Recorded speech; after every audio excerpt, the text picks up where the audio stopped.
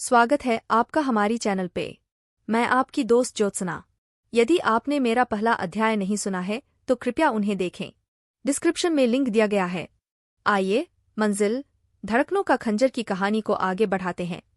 अध्याय 2 खून के निशान। कमरे में मिट्टी का तेल का दीपक जल रहा था, जिसकी रोशनी कमरे के एक हिस्से को रोशन कर रही थी। वहां एक पुरानी मेज रखी थी और उस पर एक मोटी किताब और एक फ्रेम में बंद तस्वीर पड़ी थी। आकांक्षा सावधानी से मेज के पास गई और तस्वीर उठाई। तस्वीर में एक खूबसूरत लड़की खड़ी थी।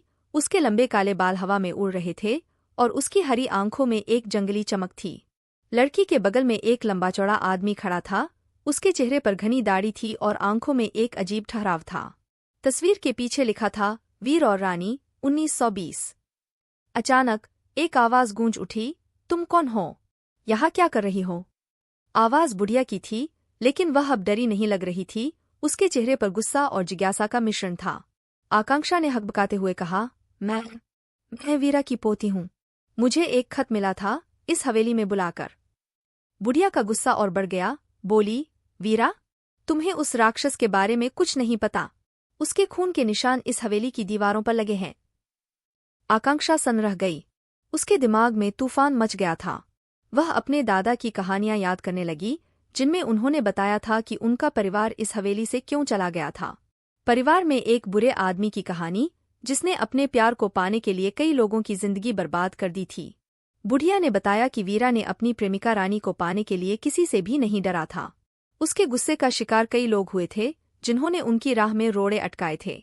वह रानी को इसी हवेली में कैद करके रखता था और उसकी मौत भी रहस्यमय परिस्थितियों में हुई थी। उस दिन से हवेली पर अशुभ छाया पड़ गई थी।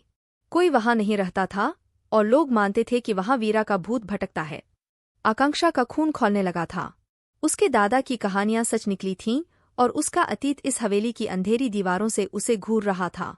उस रात बुढ़िया ने हवेली के एक बड़े हॉल में उसके लिए अंगीठी जलाई और उसे वीरा और रानी की पूरी कहानी सुनाई।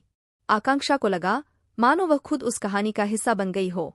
वीरा के क्रूरता और रानी के दर्द को उसने महसूस किया। अगले दिन सुबह आकांक्षा ने फैसला किया कि वह इस हवेली के भूतों से नहीं डरेगी। वह अतीत के रहस्यों को उजागर करेगी और रानी को न्याय दिलाएगी। लेकिन क्या वह इसके लिए तैयार थी? खतरे की एक सफेद चादर पूरे इलाके पर फैली हुई थी और आकांक्षा को नहीं पता था कि उसके पीछे और कौन से राक्षस छिपे हुए हैं। क्या आप जानना चाहते हैं कि आकांक्षा हवेली के रहस्यों को सुलझा पाएगी? कौन कौन से खतरे उसके रास्ते में आएंगे और क्या प्यार का खंजर उस अंधेरे को चीर पाएगा? अगले अध्याय सुनाने के लिए डिस्क्रिप्शन में दिए गए चैप्टर 3 पे क्लिक करें।